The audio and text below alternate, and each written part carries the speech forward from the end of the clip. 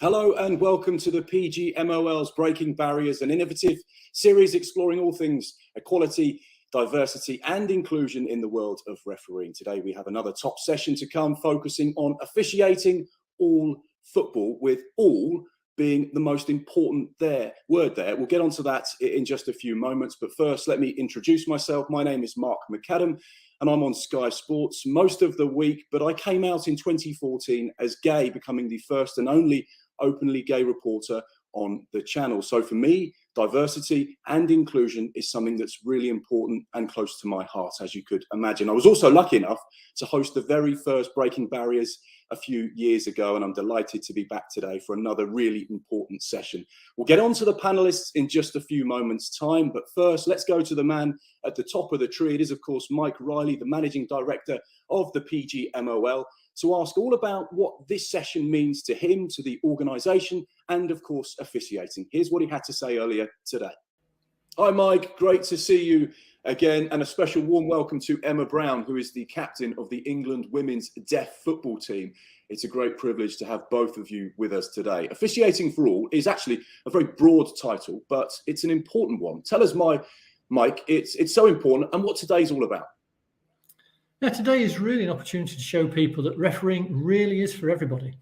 And part of the Breaking Barriers series, we've heard from inspirational people who have got involved in refereeing when traditionally they didn't think either refereeing or football was for them. And today we have the opportunity to hear from the experiences, both from the playing side with Emma, from the refereeing side with Nathan, and from Keith Stroud, who's done work more recently in the Cerebral Palsy World Cup, to demonstrate that actually, whatever your passion, refereeing has a role for you. Absolutely. Now, Emma, I'll bring you in at this point. You are at the very top of your sport. Tell us about what it's taken for you to reach the top and how important it is for you to have the best officiating possible. Yeah, so I've been playing for England for 14 years, and in my life I have to do a lot of changes where I have to give up so much of my social life, where I work full time as a chef and then trying to fit in with training. So yeah, so I've been giving up so much time, and it means a lot to wear that 3-line shirt playing for England and to be able to play at the top level. So you're going to get the best referees as you can when you're playing at the top level. So yeah. Absolutely. You can see that that's really important. Mike, Keith Stroud is one of our, guest referees who refereed at the CP World Cup final earlier this year. How proud were you to see that with all the work that goes on behind the scenes? One of your officials being so proactive, leading the way for the Cerebral Palsy World Cup. It's not just what he's achieved in refereeing the final this year. I mean, Keith's involvement with cerebral palsy football has gone back now over 10 years. I think he started in 2010. And that was a commitment from Keith's point of view, firstly to experience a different type of football, to officiate somewhere we hadn't previously, but also to try and help demonstrate that football really is for everybody, and he was going to play his part in that. And he speaks very passionately about his work there whenever he goes out and just talks about refereeing. So to be involved in Seville, to actually get to referee the final, and to see how proud he was to achieve that, we're sharing that pride because it's a great thing, not just for Keith, but for refereeing in general. Absolutely. Emma, it's clearly a passion of yours, football, and it's something that you've devoted your life to. We're going to hear from Nathan Mattick, a referee, in just a few moments, who is a wheelchair user and was the first wheelchair user to qualify as a referee. Quite, amazing. How important is it for you that there is representation and people that referee with disabilities? It's amazing to see the first ever wheelchair referee. It just shows that no matter what your disability is, you can do it. Most importantly is that he will have a better understanding with the players, how to adapt it for the players, and it's amazing to see. To never let your disability down, saying that you can do it and you have a better understanding with the player with disabilities. And Mike, for those people that are watching this and they want to officiate perhaps cerebral palsy football or deaf football, or they want to just be involved with refereeing and refereeing at all levels, which is exactly what this is about, all levels of football. What would your advice be? Take the lead from people like Nathan. So contact your local county football association, speak to the referee development officer, and they will help facilitate that pathway into refereeing. They will help facilitate the opportunities to referee in different types of football. Again, speaking from personal experience, I refereed in deaf football in Leeds a long, long time ago. Incredibly great experience. Tested my refereeing skills, because you have to try and adapt your skills to suit the needs of the players on the game. But really rewarding, really enjoyable games. So I'd encourage everybody, get in touch with your local county FA, the referee development officer, and they will help you achieve those ambitions. And Emma, I just want to give a last couple of points to you. Can you give us an insight what it's like for the referees that officiate your games? Because clearly with deaf football players, things will be a little bit different. The noises and the sounds and the sounds of the whistle won't be quite the same. What do we have to bear in mind, and what can you tell us about the way that they officiate your games? Yeah, so in our games, so the referee have a flag. So it's important that so when they blow the whistle, they wave the flag, so we know what. So in deaf football, it's so important we keep our head up, because sometimes when our head down and then the ref waving the flag and we kept going on, we didn't know what was going on. So the referee wave the flag and while waving it, so we know what the referees with the flag. And for me, it's important to referees have like a disability awareness of that different disability. And I help out a girls' futsal tournament, and I got the girls to wear the headphones to block out the sound, and they have better understanding how we hear or how we communicate on the court, on the football pitch. And I remember in the tournament, the referee was like waving the flag, and the girl couldn't hear what's going on. So they can see how hard it is, how frustrating for us. So it's good to have that awareness that I do with the kids, so they can have a better understanding. And also with the referee, I do the same with the referee, wear the headphone, and then so they can have a better understanding. Okay, fascinating insight there. And just finally, Emma, with you are playing at the very highest level. What more would you like to see from officials, and what encouragement would you offer to those watching that want to get involved with officiating all types of football? Yeah, same again.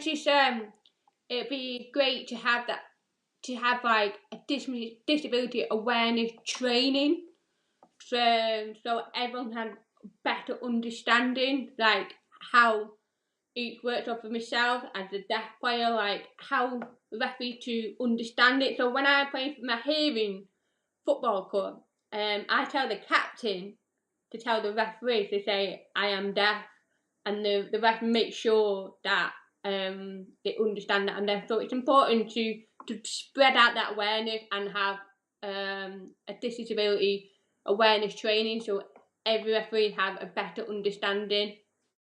Brilliant. Emma and Mike, so great to see you both. Thank you so much for your time. Now let's get on to the reason why we're all here. It's two of our brilliant panelists who we can listen and learn from today. First up, I'd like to introduce someone who many of you watching will be very familiar with. He's a hugely respected man who is the first ever wheelchair user to qualify as a referee. Remarkable story, and I'm delighted to say Nathan Mattick is with us today. Now, Nathan did have a few technical issues whilst we were recording, but as you can see from the chat, we soldiered on regardless anyway. And on to our second panelist, a man that really needs no introduction, someone who's refereed in the Premier League and across the EFL as well, and most importantly for today, someone who recently refereed the CP World Championships final, which we'll have more on shortly. But a big welcome to Keith Stroud. And as usual, because I'm in the company of referees, I'll be on my very best behaviour. Great to see you both. I guess, Nathan, let's start with you and a little bit about your journey into the world of refereeing. Can you give us a little bit of an insight into how it all started?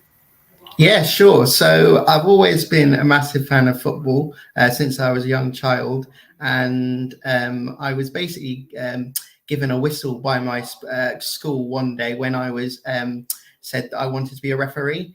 And they said to me, we'll give you a whistle, see how it goes, and take it from there. So I was able to officiate my friends' football matches during break and lunchtime. And I didn't really know what to expect, really, because refereeing is a big part of football. And I was a little bit nervous, but every time I was given the opportunity, I enjoyed it even more and more. So then I explained to the sports department afterwards that could I get more of an opportunity to officiate some games. So like, for example, in PE lessons, I was asked to officiate some games in PE. So when they have football, I was given the opportunity to see how it would go for me, because obviously with my disability as well, I didn't know how it could work out. And I wasn't too sure how the players, the managers and the, spectators would react to that.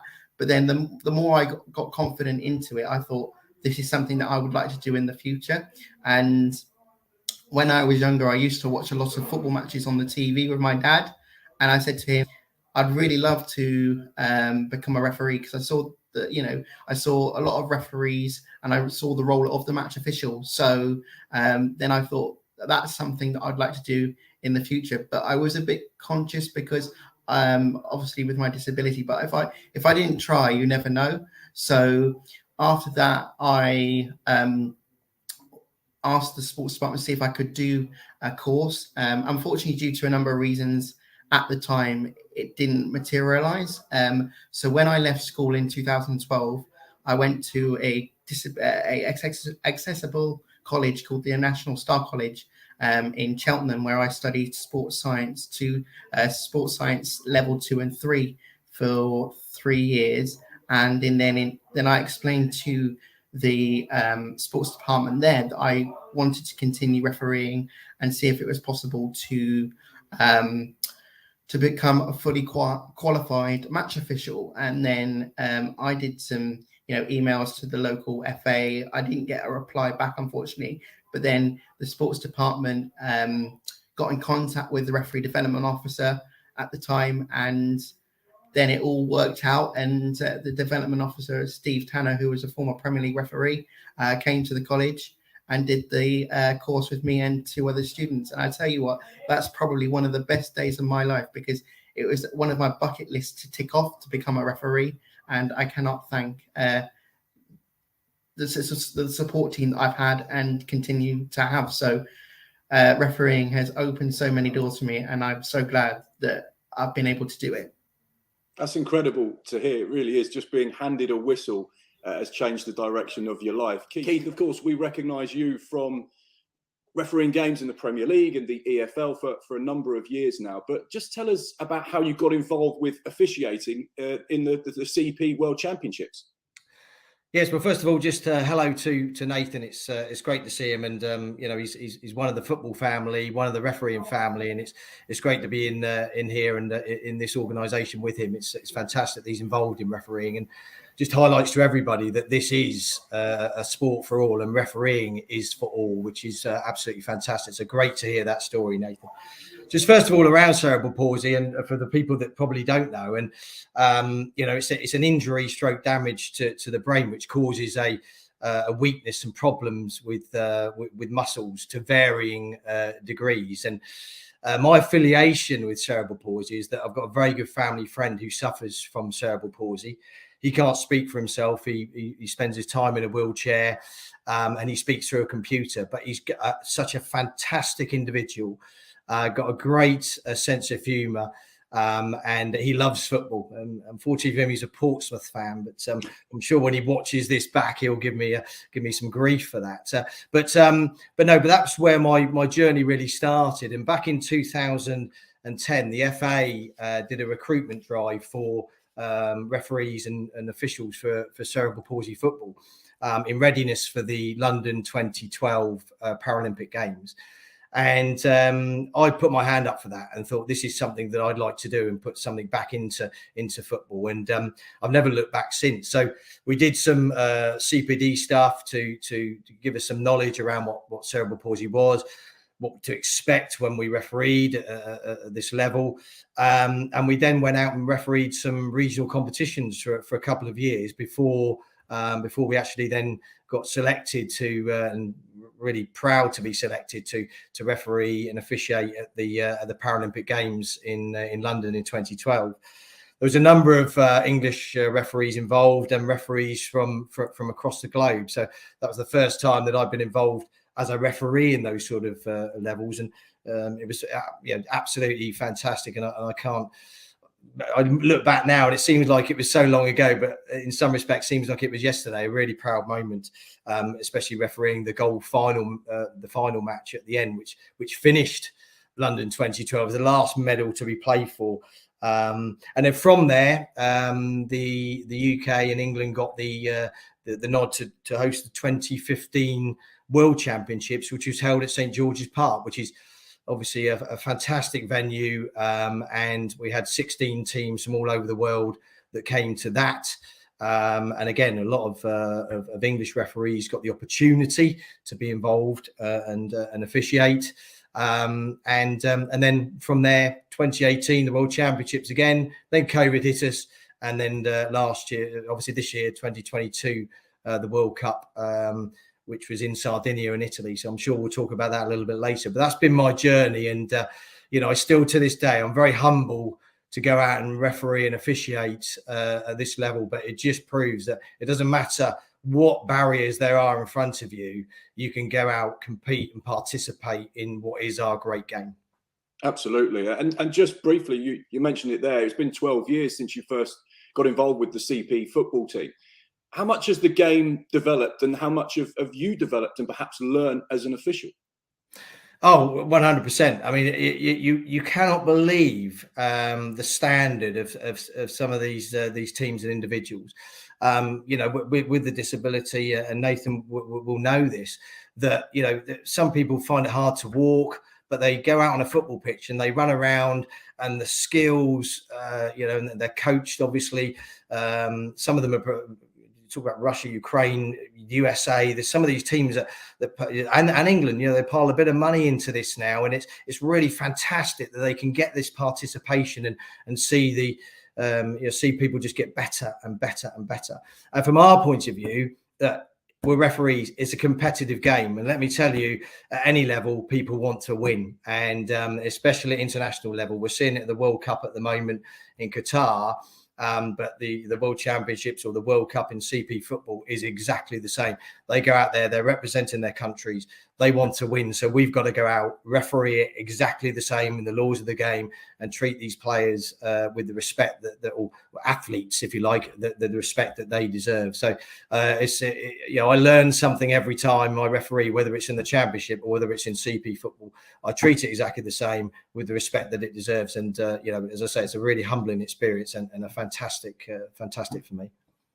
Now, Nathan, one thing that Keith said that I picked up on straight away, he said, it's great to have you as a part of the refereeing family. And since you qualified to become a referee, you've obviously developed close relationships and friendships with a number of people working at the PGMOL and various other match officials and things. For you, how important is it to have that support and that network and those friendships from other referees? What does it mean to you?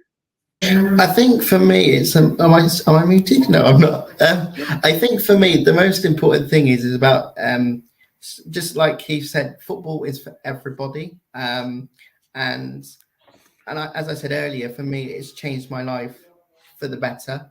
And having that connections with so many officials from the PGMOL is so important to me, because I could learn off them as well as being able to chat to them about their experiences, and then maybe taking watching their games sometimes to take it a little bit of what I've learned from them into my game. It's slightly different with the league I officiate in.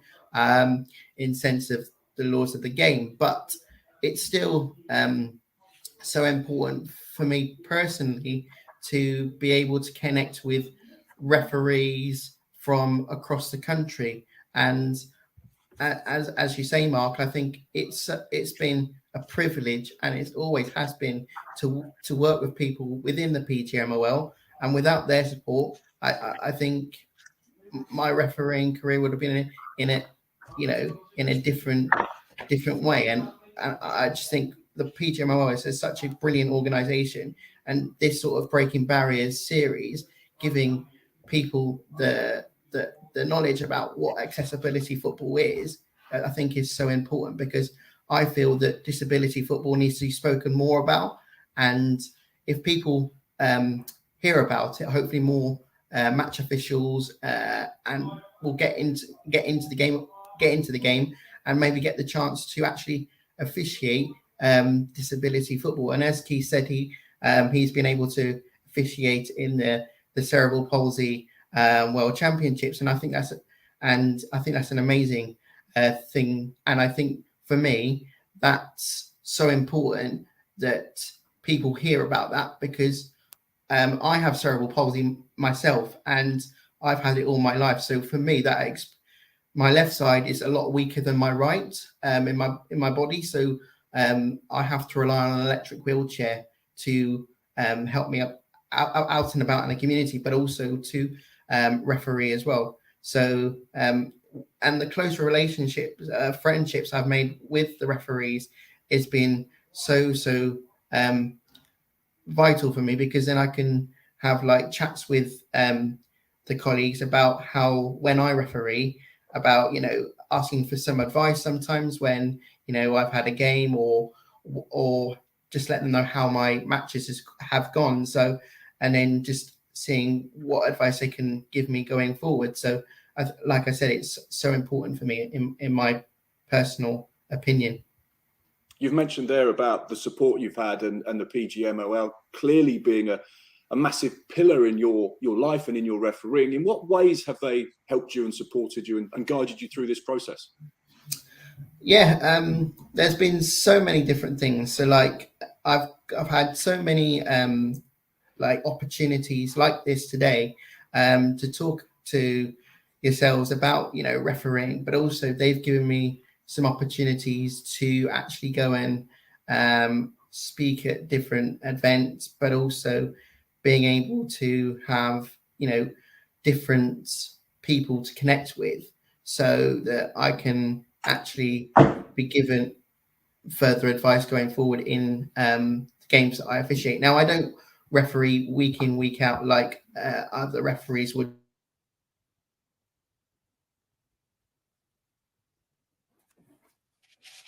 Oh, we appear to have lost Nathan just there. We'll let him stay there. Keith, we're going to soldier on like all good referees do, despite mistakes that happen during the course of a game.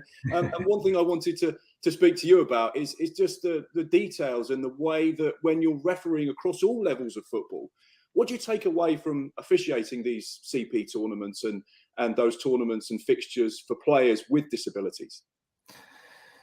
Well, it's quite interesting because obviously when you go abroad and you normally turn up 2 days before the tournament starts, and you start rubbing shoulders with all the guys that are playing football from all the different nationalities, and the communication, the camaraderie, and it's all a bit like a football family.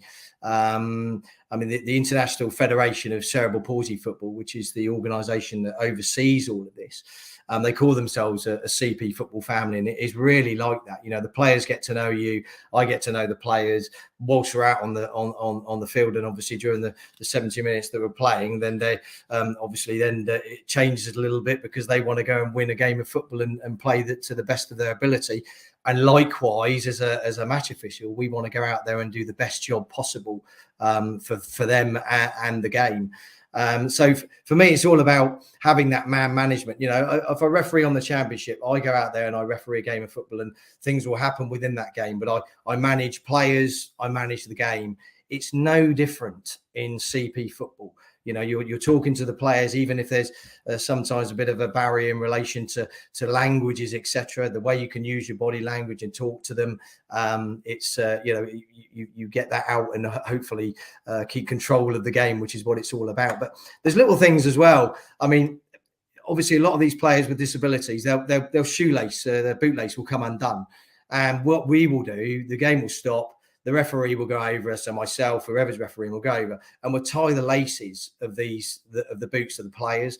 Now, you probably would never see that in professional football, but that's a little thing that really is important for us as referees to be able to help these individuals, and they so much it really helps with respect, and that's, I think, why we call it the football family and why everyone gets on so well, because it's just a great experience. And as I said, and I keep using the word, I'm not going to apologize for it, but so humbling in that respect that I can put something back and help at this level of football.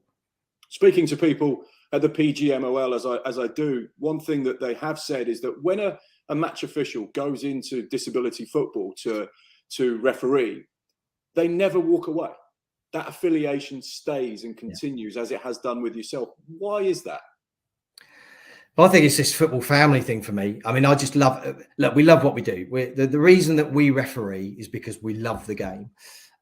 It's in here for me. I wasn't very good as a player, but I love what I do in refereeing. And whilst we don't get everything right all of the time, and we learn from any mistakes that we make, we go out there and just put our experience, our personality onto the game. And I think once you've stepped into the world of any football, it just grabs you, and I just want to continue with this, and you want to continue with the journey. You want to learn more, and you want to put more back in, and you want to help more people to get involved, and that's something that I've always done. Never forget where you've come from. So grassroots football all the way up through, and then because I've been doing cerebral palsy football now for 12, nearly 13 years, it's just grabbed my heartstrings, and my passion to continue to help until I retire from active service as a referee will continue. And I think, if I could keep that going, that would be absolutely fantastic. And I just, as I say, I love what I do, and I know that it's really appreciated by the players, by coaches, by everybody, and the support that I've had, and Nathan mentioned it a moment ago, from PGMO has been absolutely exceptional over the last few years in relation to this, allowing me to go and be involved in this football, and the Football Association itself, who lead on disability football as well. And the more people we can get into it, and I'm sure we'll talk about that in a moment, the more people we can get interested, and they can get this all of a sudden a grasp then, and they'll be able to continue their journey, hopefully, in disability football and beyond. The last Breaking Barriers session actually had a bit of an international focus, Keith. What's it like to represent your country and mix with referees from all different cultures and backgrounds? Yeah, it's great. If you look at the last tournament, there was referees from Taiwan, Malaysia, Denmark, Spain, Italy, and the US, all of these people from different cultures, different backgrounds, different levels of football, and we get together, and it's just like we've known one another for years, and I'm sure that at the moment we're seeing the World Cup in Qatar, as I said earlier, with Anthony and Michael representing England, which is a fantastic achievement for them. And they'll be going through exactly the same sort of thing. As soon as you get to a tournament, everybody gets together, referees, we meet. We have obviously various meetings as the tournament continues and goes on. But we all get to know one another, and it's like you've known one another for years. It's very strange, because we're all on the same boat. We're all doing the same thing, and we've all got the passion for the game, and we've got the passion obviously for cerebral palsy football and helping that, and that's great. And I've got friends for life that I've known now for a number of years in different countries that I still communicate with and speak to, and when I do see them on tournaments, it's just great to rub shoulders again and catch up and learn from one another, because that's what it's all about.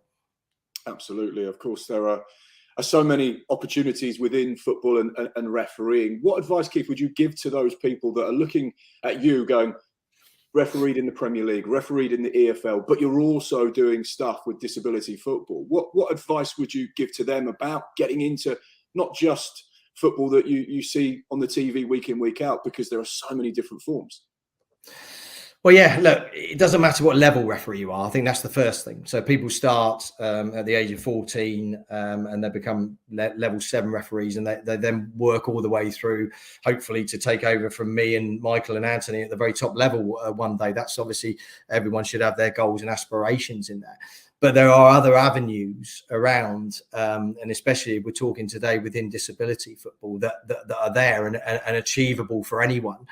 If I go through the list, obviously cerebral palsy football is what I'm involved with, but the FAA run a disability cup, which was held this year in St George's Park, where they have 2 full days of cup finals for disability football. So CP football, blind football, partially sighted football, amputee football, power chair football, deaf football. There's so many, and I'm sure there's more, but the list that I can think of, there's so many opportunities there for people to get involved and put something back into the game.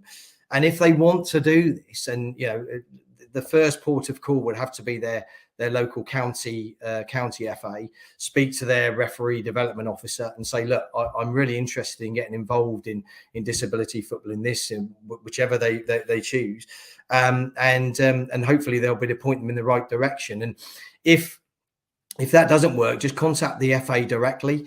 If you contact the FA referees department, they'll be able to point you in the right direction as well. So literally the couple of websites in that respect, the fa.com, obviously you can go on and deal with, or if you want to look into cerebral palsy football, then the ifcpf.com is where their website is, and it's just a great information there to see what's going on, what's happening in the future, and the opportunities that are there. And I just hope that people will see that it doesn't matter that I'm at the top level and doing it. You could be at any level and still continue and get opportunities to travel the world and see different things in different areas of the game. And I hope that this will inspire people to pick up the phone or send an email and get involved.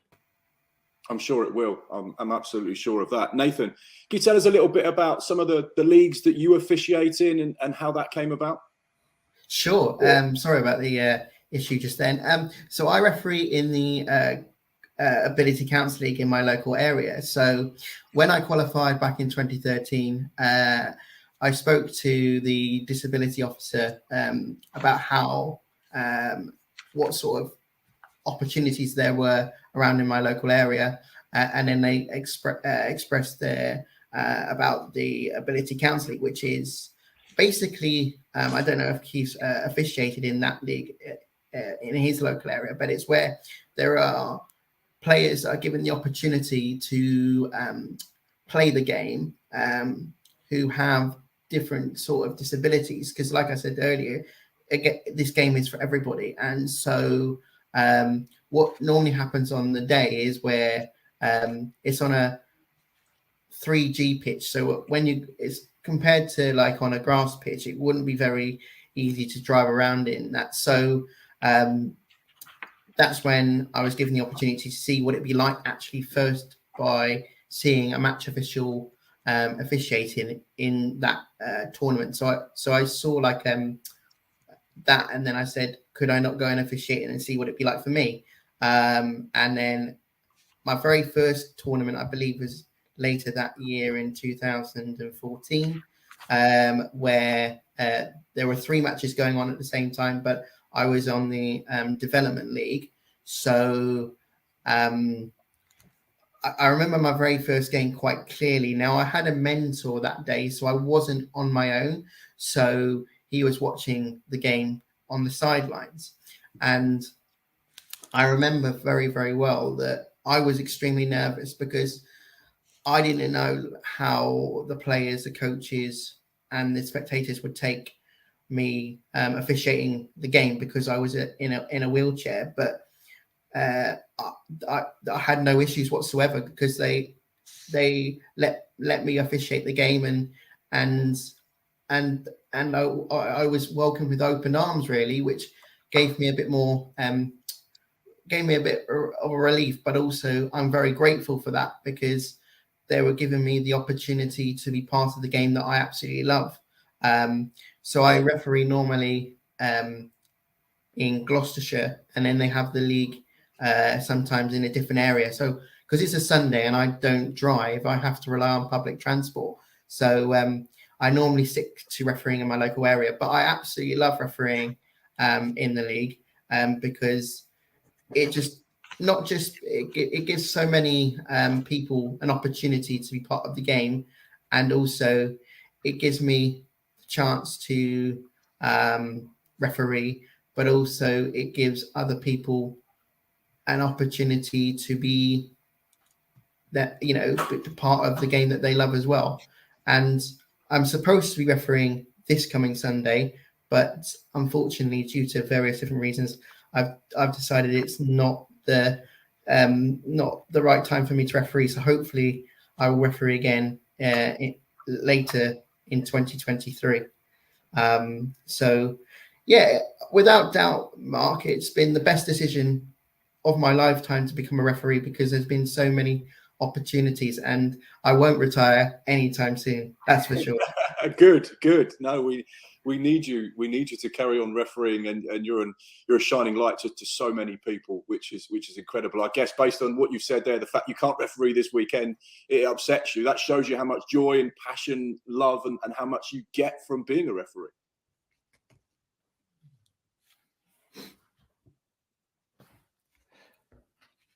Oh, I think we've lost Nathan there, unfortunately. But again, I guess it's the same question applies to you, Keith. You know, you must get such a buzz from looking forward. You know, the fixtures come out, you're assigned the games that you get assigned by the PGMOL, and you must have a real excitement and a buzz when you get to referee certain sides, and you get to look into certain kind of dressing rooms and environments and football clubs, and being part of these huge matches. You probably still have that buzz week in, week out that you did maybe many years ago.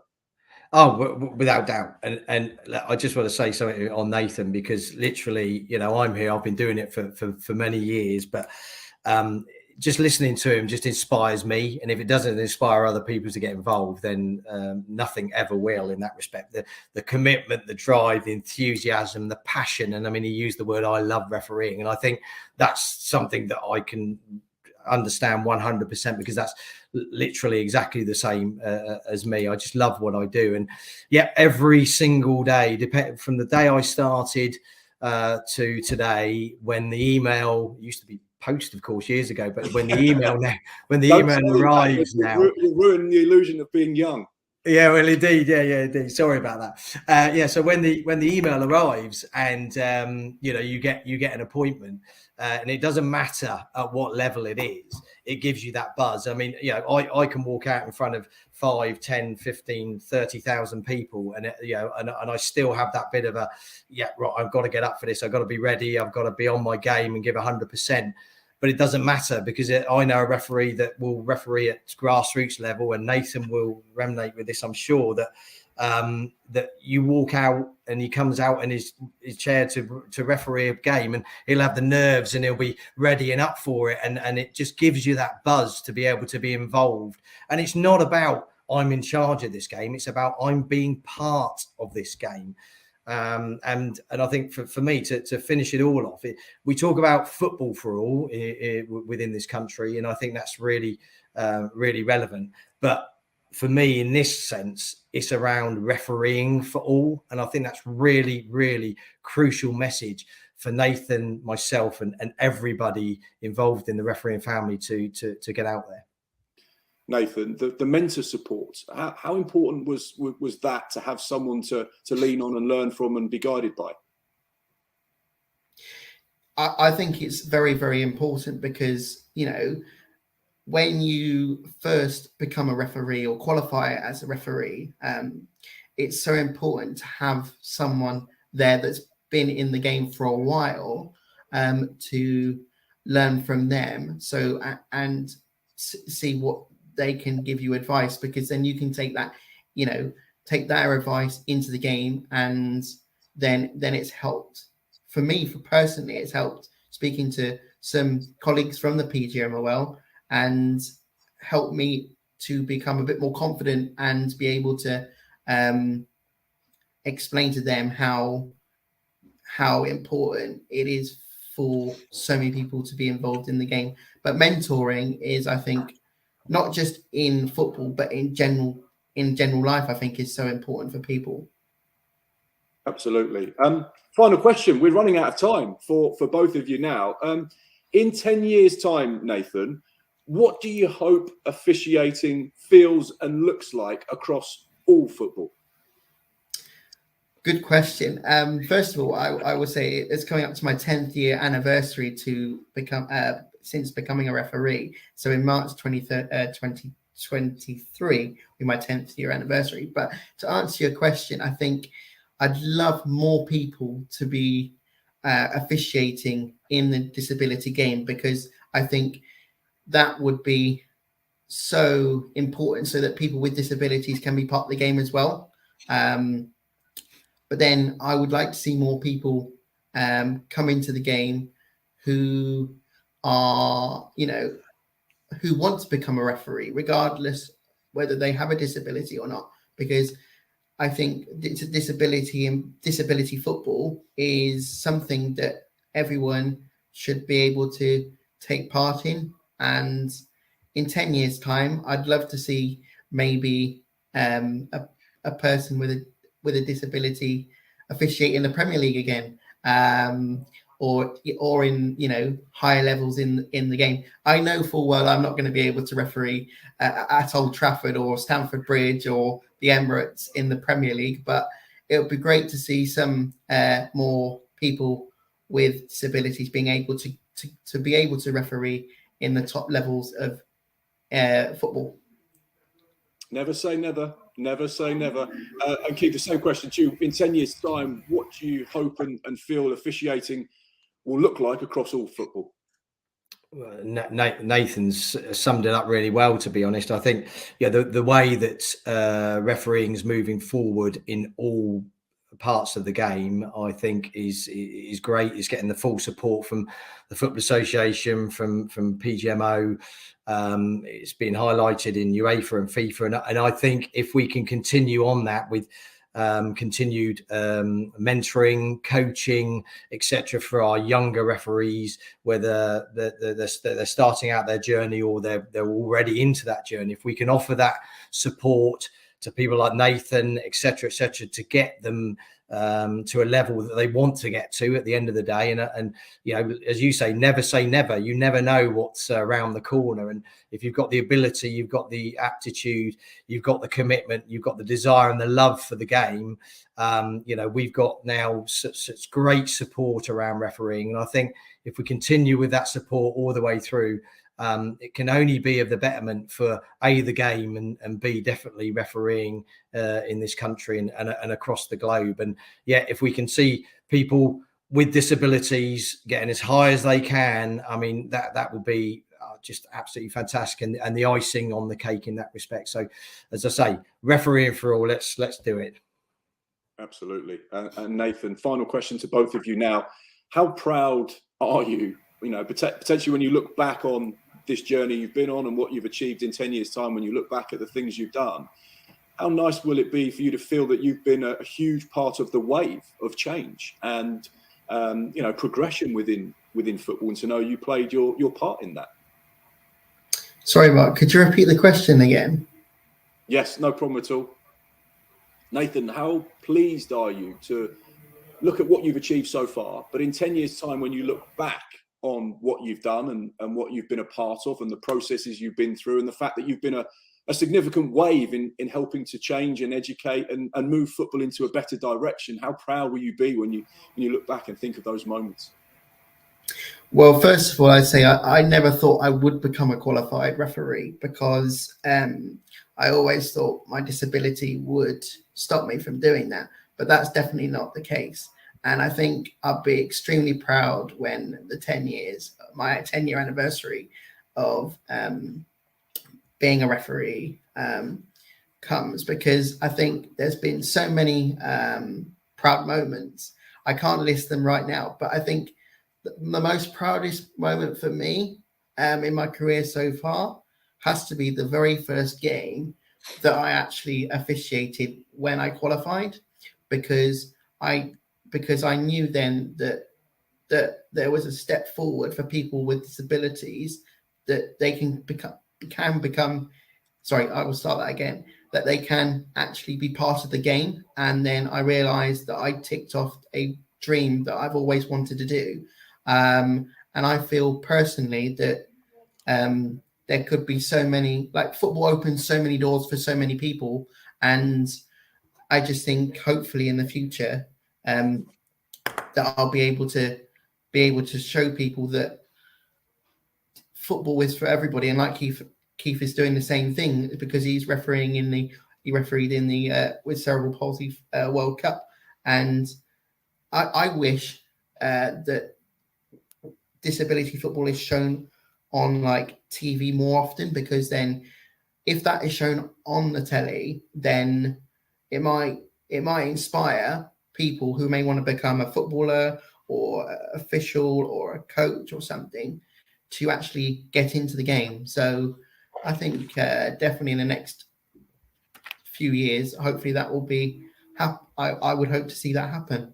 And for me, I am so proud and grateful for all the support that I've been receiving from the PGMOL and so many other people. Absolutely. There was some wheelchair rugby on the BBC just a little while ago, and the viewing figures were incredible. People were engaging with it and watching it, and it was brilliant to watch, because I was one of those people that sat down and watched it. And finally, from you, Keith, when you look back on, in 10 years' time on, the significant journey that you've been on, and the fact that you've been a huge part of this motion and this awareness and this part of education in officiating, to say, look, there are more than just one version of this beautiful game that we love so much, and you can learn so much from officiating all types of football. It must be a proud moment that you look back on and think, I'm so pleased I made that step. Yeah, it is.